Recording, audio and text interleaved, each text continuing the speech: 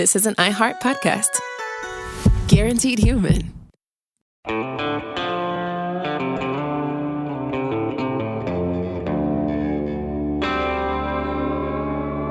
Body Bags with Joseph Scott Morgan.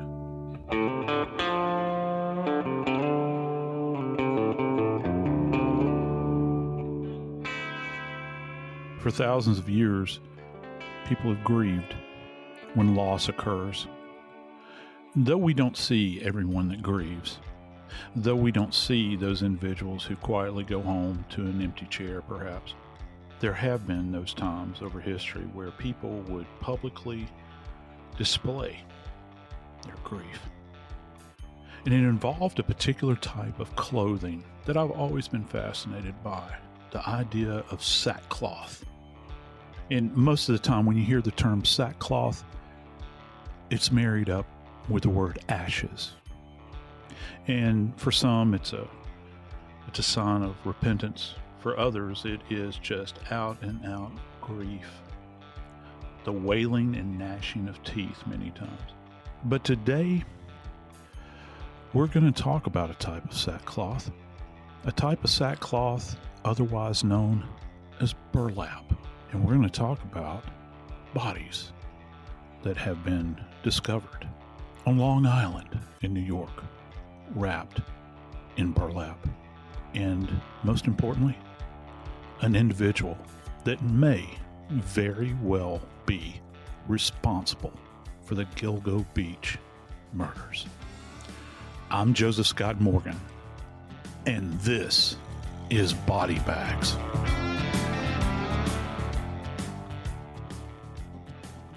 For more than a decade, a string of murders linked to bodies found on Gilgo Beach went unsolved. At least 11 sets of human remains were found in a relatively small area. At least 4 sets of remains have been linked to the same killer. These bodies were found within 50 feet of each other. The first set of remains discovered on the isolated waterfront belonged to Melissa Barthelemy, 24. 2 days later, the remains of 3 additional victims, Maureen Brainard-Barnes, Amber Costello, and Megan Waterman, were recovered. The victims were wrapped in burlap. All 4 women worked as escorts. The next year, more remains were found, including a toddler and her mother. Later that year, 4 more sets of remains were found, bringing the total to 11. But are there more? Sometimes grief hangs over a home like a black cloud. And I think for over a decade now, Dave Mack, grief, fear, anxiety, worry has hung over this area of Long Island known as Gilgo Beach, a place that I'm sure many families for years and years went and celebrated good times with those that they love. But over the last decade or so, it has been a place of pure and complete horror. From the moment we heard the story, from the moment it broke, yes, it has been a horror show. We've got bodies. We've got a long time in between the time the bodies were found and where we actually have some type of a resolution of sorts. It started with one woman and a 23-minute long phone call to 911, Shannan Gilbert. She made a call at 5 o'clock in the morning from this area that is beautiful homes, coastal area, and she's afraid for her life. There was Shannan Gilbert and the 23-minute long call to 911, and then the subsequent search for her that led to uncovering bodies in this one area. And we're not even sure if Shannan Gilbert is actually part of what we're talking about today, but that's where it all began, where they found bodies while they were looking for her. And what do you do as an investigator when we're looking for a particular person and you come upon bones? Where do you begin looking? How do you even begin? Because, hey, these bones can't belong to the woman we're looking for. She just left. Right. You know, this first set, I think that were found back in December of 2010, early, were initially found by a police officer that was out with his dog. And they were conducting a training exercise. And, if you ever seen a dog that the police have working an area when they get on a scent and they suddenly hit on something? It's something to see. And, you think about from an investigative standpoint, you think about when you have a single body, you think, oh, okay, well, maybe someone was killed and deposited here and the killer left. And maybe or maybe not, they had knowledge of the area. Maybe it was a tourist that was familiar with the area and they're from out of state. But here's the problem. That occurred on December the 11th of 2010, Dave. Correct. December 13th, 2010, 3 others are found. And as an investigator, I can't even imagine the chill that ran up the spine of these individuals, these law enforcement investigators, because they knew then that this picture was so much bigger than that one single body that they had found at that moment in time. And that's why I should have been crystal clear on Shannan Gilbert and the phone call that was made on May 1st of 2010. Her phone call that happened in late spring, May of 2010, where they did search for her and didn't find her. She was missing, one of the missing. And they were, when they found that the first bones, they thought we're finding Shannan Gilbert. And that actually, that's what I was kind of wondering. If you think you find, you're an investigator and they're bones, so I'm assuming you're going to get the call, Joe. You go out there and they say, yeah, we think it's probably this girl that went missing in May. And you look at the bones.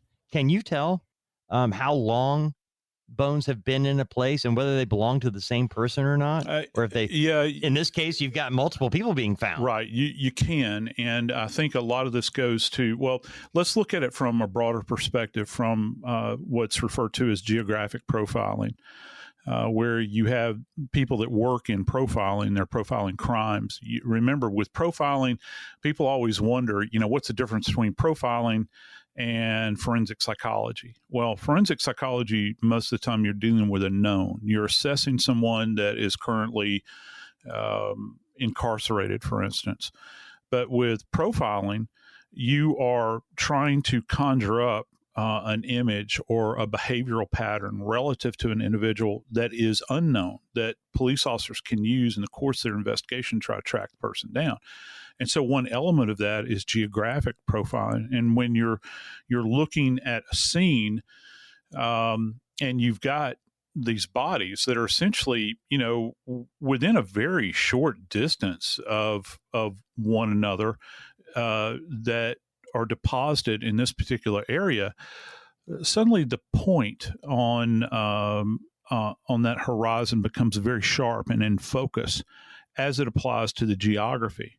Because you've got an individual that obviously feels comfortable with the environment and has a certain familiarity with it, feels as though they won't be seen or found in this environment. It's almost like, the perfect camouflage of indwelling a location with never being caught. And here's the other thing. These bodies, as it turns out, are not, it's not like you had a mass killing and all of these individuals were deposited at the same time, Dave. You've got an individual that is apparently taking a life. They're taking the time to prep the body by wrapping it in burlap, securing the body. We do know from the DA that these bodies were tied around the neck, tied around the midsection, maybe tied around the ankles with something external to them. And this was not just everyday burlap. I mentioned burlap. Mm-hmm. This is camouflage burlap. So when you're looking at your investigation and attempting to profile, we've got several elements here at work. We've got geography. You're familiar with a particular area. Who in the world would use camouflage burlap? Well, many times that's something that's associated with hunters, right? So did it come from there, or did it come from a job site? Did somebody just like camouflage burlap and they use that particular type of burlap, that pattern, for instance? So you've got a lot of stuff to draw on. And then when you look at the graves, and these were graves that these bodies had been placed in, you begin to think, well, at what time of day could you do this and get away with it? Well, it would seem that if you're going to dig a grave and you're immediately adjacent to Gilgo Beach in the broad daylight, you're going to draw attention to yourself. Your vehicle is going to have to be parked very close to this location. So you're going to need cover in order to do this, the cover of darkness. And are you going to show up with the right tools? Once you get out there, are you going to have everything that you need, everything at your disposal in order to facilitate this? What's very important, I think, here, Dave, is that burlap itself, as a cloth, it's made out of what's referred to as a ute plant. It's also made out of a couple other plants as well, but ute is probably the most, and that's Jute, I think, if I'm not mistaken, is generally the most common. And it's been used for centuries, but it's very resilient. It's kind of like hemp to a certain degree. It's a vegetable fabric. It is pretty resilient. You can use it on building sites to create barriers with and all those sorts of things. And what you have here, if you have bodies that are wrapped in this burlap, you have containment, don't you? So that's the beauty of this. When a body is buried, and it's, obviously the idea was to keep the body out of sight by burying it. You're also containing the body. So you've essentially, and I use this term pretty frequently on body bags, you cocoon the body in a particular way. And so when you're cocooning the body, that means that all of these elements are going to remain relatively intact. Now, does that mean that small animals couldn't breach the exterior? No, certainly not. And they can create holes. You got weathering. There's a lot of weathering that goes on at the beach. It's a harsh environment. You got the salt air that's right there. Maybe you've had some flooding. If the water has breached the road at some point in time and made it over to the graves, but it hasn't, it apparently didn't make it over to that point in order to wash them away. So you had containment in this particular set of circumstances. So that's very, very important. So I think that when we look at the wrapping, we look at the burials, some of the things that you can take away from this is that you've got a very particular type of fabric that was used, a very particular type of binding perhaps, and knots. That's very important as well. Who tied the knots? Does it appear to be the same person? And what level of skill do they have with tying knots? And then in the broader picture, you have to ask yourself this question: what was the rationale of the killer for burying these bodies in this particular spot?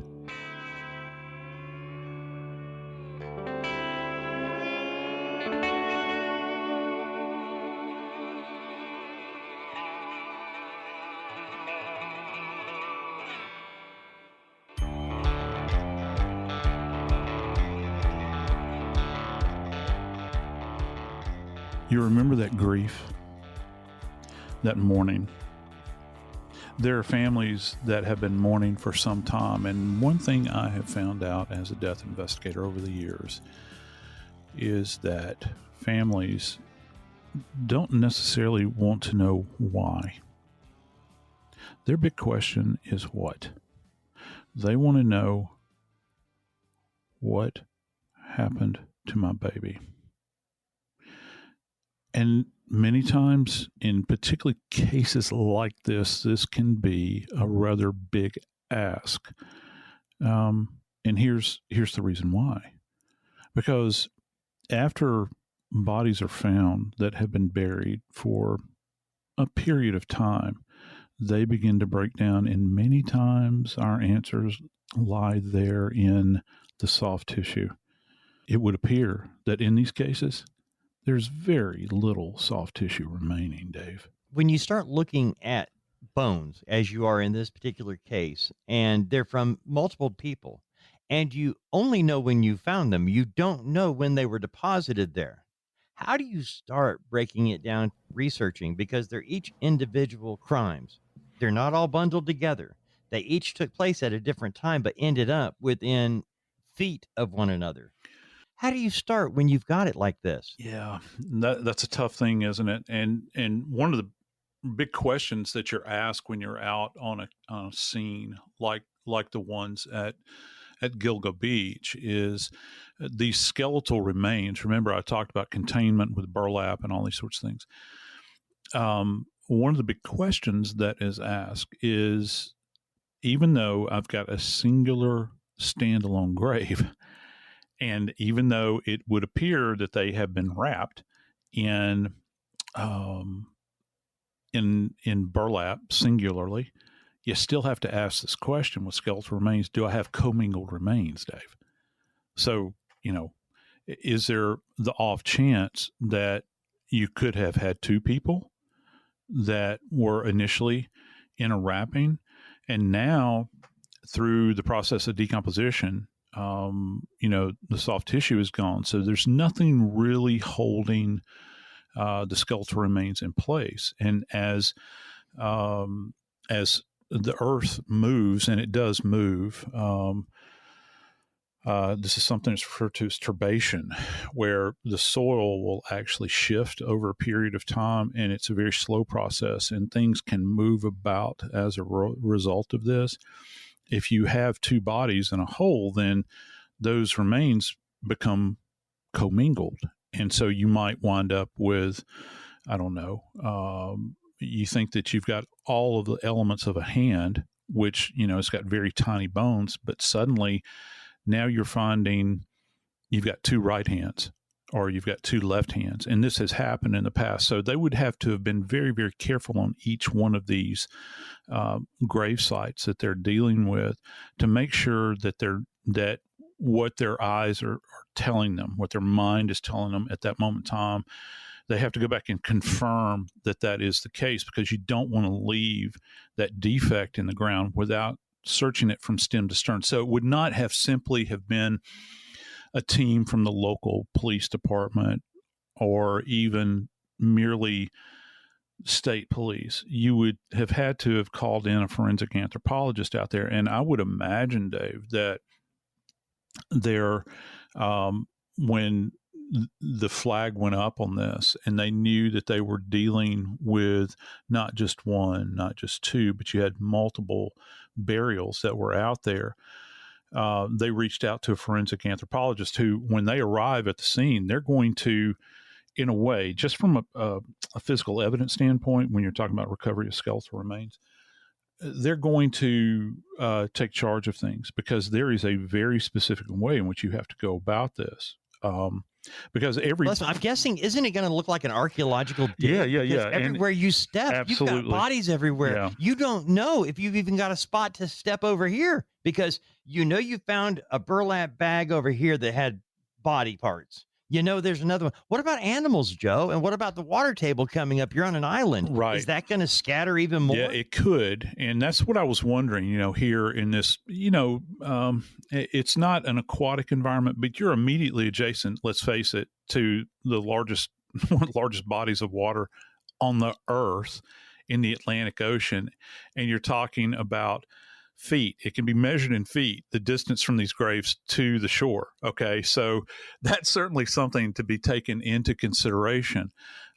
Is there any indication that anything may have floated away, or does it appear that it was all contained in one location? And it's not just the skeletal remains themselves that are left behind. Dave, that bag, which would be in probably not the best shape, has to be handled very, very gingerly. I did an exhumation one time on a body that involved a Civil War soldier. And I can, on another episode, I'll go into greater detail about the case, but we had to take very close care with that case because there were remnants of clothing that were still there all these years later, buttons and those sorts of things. And so but with these bags, they act as a containment shield within this environment. But here's the trick. If that bag, there's a difference between weathering. There's a physical difference when you're looking from an evidentiary standpoint. There's a big difference between the weathering of a bag and the leading edges of it where they might get frayed. You know how if you have something that's just like, laying over a fence, perhaps a piece of cloth, and you just leave it there for a protracted period of time, it'll begin to kind of shred, and you'll see little threads hanging down. There's a big difference between that, which is a weather event, and a wear event, as opposed to, let's say that the perpetrator that wrapped these bodies up, they used a sharp instrument, Dave, to cut through a length of burlap that would facilitate wrapping the body. Well, that cutting itself is tool mark evidence. So you have to be very, very careful in this environment when you're recovering even that cloth bag, that burlap bag. That's going to be essential. And then to contain all of those bones therein, any kind of, how you talked about, it's like an archaeological dig, and you're right on the money with that. It is. So imagine this: you've got a handheld tool. You're kind of manipulating the soil so you can get down into that area where the body is seated in there, and you're careless with the tool that you have in your hand. You strike a bit of bone. Well, if the body has been dismembered, then you've just added a tool mark to the bone, okay? And you don't know that before you get the body out of the grave. You don't know if someone has attempted to dismember, or you don't know if a sharp instruments perhaps have been used to bring about the death. And that's the other thing with these cases. They have ruled the cause of death on these deaths as homicidal violence. You know what that says when they speak that and they write that? They didn't down? crawl in the bag and go to sleep. No, they didn't. But yet, yeah, you're absolutely right. I guess that's an interesting way to put it. They've got nothing else intellectually to hang their hat on at that moment in time. So any bit of information that you recover from the site with these bodies and the deposition of them is going to be critical, in your assessment when you do finally get these bodies back to the morgue. And each one, when they are removed and that excavation has finally, come to a conclusion, just so people know, what will happen is the bodies, those skeletal remains will go to one of two places. Either they will go to the medical examiner's office, which they probably did, or they will go to, say, for instance, an anthropology lab. Like there's a fantastic one, as you can imagine, at the Smithsonian. But let's just say they go to the medical examiner's office. Well, you have to account for all of the bones contained in the human body.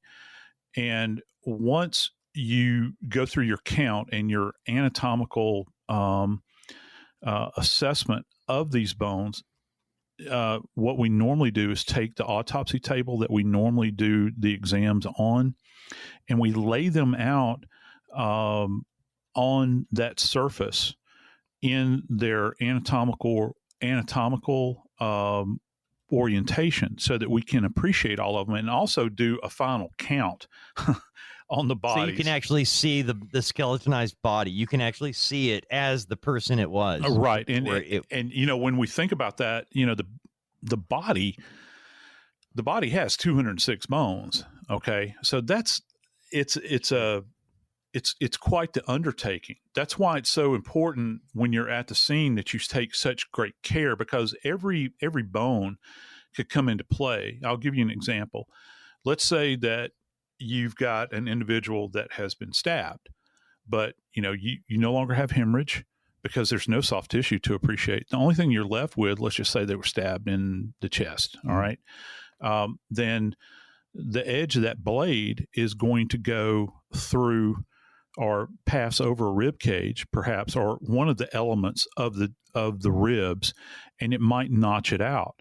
Well, that notch is very significant there because you can appreciate that and you can identify that as a tool mark. Or you consider one of the most delicate bones in the human body, which we've all heard of. We've even talked about it on body bags, and that's the hyoid bone. Well, it sits way up in the neck, and it's not articulated with any other bone. And if you can find the hyoid bone, then that may give you an indication that you've might be dealing with a manual strangulation, because if you've got somebody that has been choked out, say manually, they're throttled or they've used a C-clamp, that is the perpetrator, that bone many times will snap. I think over the course of my career, I've only seen one case where a hyoid bone was fractured that was not related to homicidal violence. And that was and that was a guy that was in an old Pontiac, sedan that went over the side of I-10, or spur off of I-10, over the guardrail, and fell like 3 stories. He was non-belted. And when I say old Pontiac, it's like a 1968, in his throat. The leading edge of his throat actually struck the steering wheel on impact. It went nose down, and his hyoid was fractured. And so most of the time that's associated with homicidal trauma, but you have to have it in order to verify that. Other than that, and so how does the medical examiner arrive at that conclusion? I think that that's important, because the supposition on the part of the medical examiner is that, okay, people don't normally wind up wrapped in burlap and buried in a hole, and there not be some kind of homicidal event that's taken place. And that's what they're looking at. Now, Joe, when you've got a body in a burlap bag, as the body dissolves, and I don't know a better term to put it, but when we talk about there's a skeletonized, that's all we've got is a skeleton. We've got the bones. Isn't there anything left in the burlap or in the ground beneath from where the body has dissolved? Is there not an outline? Is there not any marker that there was flesh? That's a good point, Dave. And, many times you'll get this kind of greasy black staining that takes place. And over a period of time, depending upon how long the body has been, it's not like the body's in a casket. The body is the only thing separating the body from the earth is essentially any clothing they might have. And then on top of that, the burlap. That's the only thing that's protecting the body. And so as the body begins to break down, decomposition is taking place, then you'll get this kind of greasy stain that you'll find on these surfaces, and it's generally black. And over a period of time, that'll kind of vanish away. And that element, those soft tissue elements, kind of fade away over a period of time. But what's very resilient that you can find in a location like this that is not a skeletal remain, Dave? Human hair. And in this particular case, that might be what unlocks the puzzle.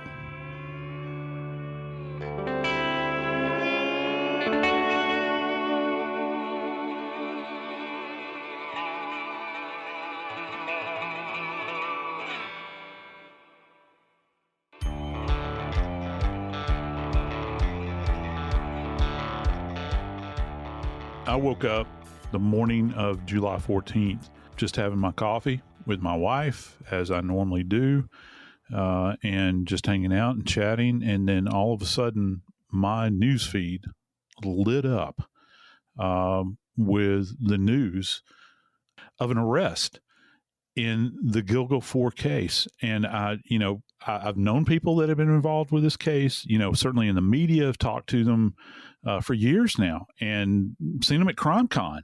And I'm just shocked that they haven't effected an arrest. The Gilgo Beach serial killer had a couple of different names because this story was so unsolved for so long. The Long Island serial killer, or Lisk, the Manorville butcher, the Craigslist ripper, and it all comes down to the Gilgo Beach bodies. The city of Gilgo Beach actually, in 2020, started a website and gave out a little bit more information to the public, trying to stir up interest so somebody would come forward, because somebody knows something. There were a number of little things that led to that break in the case. they had some information early on that we weren't necessarily privy to. They had the description of a man who was last seen with one of the missing girls who was later identified. The guy that they arrested was a large man. He's 6'7", Rex Heuermann. He lives in Massapequa, Long Island, and works in Manhattan, owns an architecture firm, and has worked with some pretty big companies. Over the last couple of days, we've had people coming out saying, well, hey, that place was creepy. The house was run down for the neighborhood. We didn't let our kids go there on Halloween. We are hearing many, many different things about the suspect in this case. He has been arrested. He has been charged with 3 of the murders. The number of bodies, the number of skeletal remains is somewhere between 10 and 18. That's the suspected range of the number of people that are dead, between 10 and 18. Not necessarily knowing they all are attributed to him, because there could be, sadly as it is, somebody else involved. There could be a lot more that we don't know yet. You and I were talking about this before we began. There are so many things we don't know because this case involves everything from forensic DNA, genetic genealogy, and physical evidence on the ground that over the next few weeks, we're going to find out more and more evidence that comes out. Hang on. I got to tell you something right here. And this is going to sound insane. I know. Considering that this is an informational podcast, right? Can I just tell you, I'm glad we don't know, because that tells me after covering so many of these cases over the years, that tells me that law enforcement did their damn job. They kept their mouth shut. How cool is that they were able to just keep this information? And they had, and it turns out there was a lot of infighting that had happened early on. I'd heard, you hear all kinds of things, but it seems like this DA and these investigators that are currently working this case really got this thing up on rails and started this thing moving down the track. And boy, once it started, it went quick, man. Well, think about it. Rex Heuermann is 59 years old. He's a family man, father of 2 grown adult children. And he, of course, has denied the allegations. Want to make sure we say that. So I mentioned the press conference in 2020 when they set up the Gilgo News. It was a website dedicated to this case and dedicated to getting information out. But it wasn't until they actually put a task force together, and that was in the spring of 2022. And Joe, within 6 weeks, they had a name. These guys came in and they just ripped the lid off this. And when I saw hair, pizza box, and stuff like that listed as potential ways they broke it, all I could think of was Joe Scott Morgan has got to tell us, how does your wife's hair and a pizza box come into play, and burner phone? Yeah, and this is going to be something I think that probably, I don't want to get too far over into Nancy's territory here. However, from a legal standpoint, I think that this is something that his defense will try to exploit. The fact that his wife's hair was found in here. Mm-hmm. And I know that sounds nuts, but they'll do anything that they can to try to take the heat off of their client. But you have to consider he's domiciled with his wife. You talked about this house, and I took a look at this house, and this guy's an architect. Oh my God. Yeah. what it looks like one of these places they need to tear it down and start over. I mean, right. It is in bad shape. He had apparently bought it from his mom at a very low price many years ago, particularly by Long Island standards. And they've just been living in it, he and his family, over a period of time. And look, I mean, you can't judge man by the condition exterior of his house. Maybe he works a lot. Maybe he doesn't make as much money as you might think an architect I have no idea. Yeah. But the house was in disrepair, and you kind of begin to understand why, kids might not want to go there at trick or treat. If you're a parent, you're standing on the sidewalk, you might not necessarily want them to go up to the door. But now you've got a lot of stories that are coming out about his behavior and all these sorts of things. But what's more important here is that hair. And when you have 2 individuals that are domiciled together like this, you have to ask the question, if you find this hair adjacent to one of these poor women that was killed and then wrapped in burlap transported, I guess, to this specific location. I don't know that there's any indication they were killed at that location. Buried, the hole was dug, and their body was implanted. How did the wife's hair wind up with them? And what initially kind of they couldn't. The hair was degraded at that point in time. So most of the time, when you think about doing DNA from hair, you need the root ball. Essentially, that ensures that you're going to be able to work the case with viable DNA. Our technology had to catch up, like you mentioned, and apparently, what had happened was that the sample was degraded to the point where there was not a root ball that they could work with. So at that point in time, you're going to go to the shaft itself. And that's where mitochondrial DNA comes in. When you begin to kind of parse the thing out to retrieve a sample out of it. And it's a different approach. It's more time consuming, but our technology had to catch up to that point. And apparently it did with vengeance in this particular case. But let me ask you about the haircut from his wife, because if you have, I have dogs in my house, right? And I've noticed I've gone to the store and gone to pay for something and realized looking down that I had dog hair on me, that I had stuff from my house, and it's on there because we live in it. So it seems to me like that hair from his wife would be even more conclusive evidence that you've got the right guy. It would be. And look, hey, what if he did have a dog? Okay. Right. And it was a specific breed of dog. And not only, maybe it's a mutt, and you've got a combination of several genetic markers that are attached to two different species. Okay. Remember, I said mutt. So you've got that element that's going on, and that would be a specific identifier as well. I don't know if this guy has a dog at this particular time, but if that kind of hair was found in among the evidence, that would be a tie back.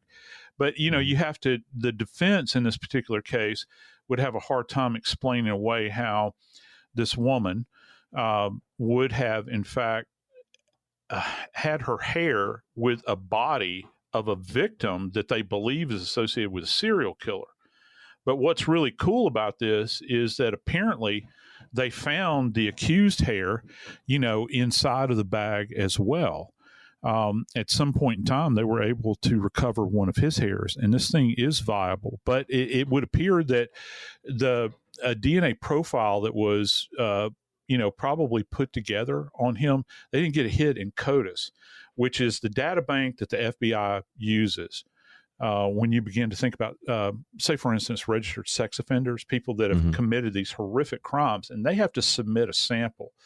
Right. So you're not going to get a hit in CODIS. So how do you begin to work back from that? Well, with circumstantial evidence that's associated with this case as well, there's apparently burner phones that are involved, Dave, where every time a victim perhaps was contacted, and let's face it, and let's just put all the cards on the table, these women worked as escorts or prostitutes, and they were advertising services. So if you use one of these phones, you go out and you're not going to use your own personal phone to do this, because, again, that goes to tracking. If you can get a burner phone, say at a local store, you use it, it's kind of an anonymous thing, and you contact individuals on the burner phone, you're looking up numbers online, for escort services, and you target somebody that you want. And apparently, in all of these cases, these women were tiny. They were petite. And that goes to a bigger picture here, too, that we'll get into in a second. But you've got 4 cell phone towers that are involved in this, that kind of all communicate with this particular geographic region, where, we talk about triangulation, when we're trying to pinpoint an individual phone signal and that sort of thing. Now you got 4 towers. Right. And these phones, these burner phones, are bouncing off of these towers in the same environment. That's a bit of circumstantial evidence there that is a tie back electronically. And so as they begin to run this down, apparently they have this other hair that's apparently relatively viable. They develop a DNA profile that may not be showing up on CODIS. They know that they've got somebody. They suspect him because of circumstantial evidence. So what are you going to do? Well, you're going to put a group of people on him to watch him. And that's what the cops did. And isn't it something, Dave, that the Achilles heel in this case is actually a pizza box and the contents of the pizza box. Because just so our listeners understand, if you take, courts have ruled that if you take an item and you throw it away, you put it in your garbage, or you discard it in a trash bin on the city street somewhere, you're stating, in effect, I don't want this, and I no longer have active possession of it. I don't have ownership over at that point in time. And it doesn't matter, man, if your DNA signature is left behind on that. So this group of people, we would assume that it's probably state police or perhaps the task force, members of the FBI. They were essentially sitting on him and waiting for him to do something. And boy, did he do it. He left a pizza box abandoned. And what do you do with pizza? Well, you eat it. And what happens when you eat something and you bite into it? Say you're not a crust guy. You eat that pizza all the way up to the crust. But just imagine biting into that last bit of pizza that is immediately adjacent to the crust, and your teeth kind of catch the leading edge of the front side of that crust. Guess what happens? You deposit saliva there. If you deposit saliva there and they are able to retrieve that pizza crust, they can actually go in there and they can retrieve your sample out of that. And then they compare to what they've taken out of the grave, perhaps. And isn't it interesting that this whole case may, in some ways, hinge upon that one piece of evidence? I'm Joseph Scott Morgan, and this is Body Bags.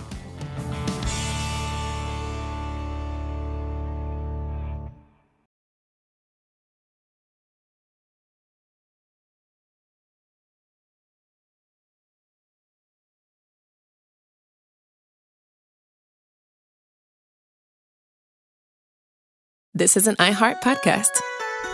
Guaranteed human.